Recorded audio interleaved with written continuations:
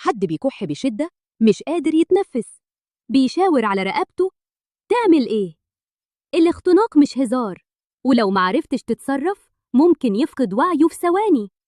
طيب إيه اللي بيحصل؟ أحياناً قطعة أكل بتسد مجرى التنفس، وده يمنع الأكسجين يوصل للرئة. لو الشخص مش قادر يسعل أو يتكلم، ده معناه خطر فوري. إزاي تتصرف فوراً؟ لو الشخص واعي وكبير: 1. اقف وراه، لف إيديك حوالين بطنه. 2. إيد تحت السرة وادفع لفوق بقوة فجائية. 3. كرر لحد ما الجسم يخرج أو يوصل الإسعاف. لو الطفل أقل من سنة: 1. خليه على بطنه على إيدك راسه نازلة. 2. اضرب 5 ضربات خفيفة بين الكتفين. 3.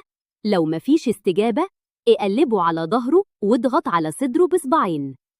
ممنوع تديله مية، تدخل صباعك في بقه، تهزه بعنف.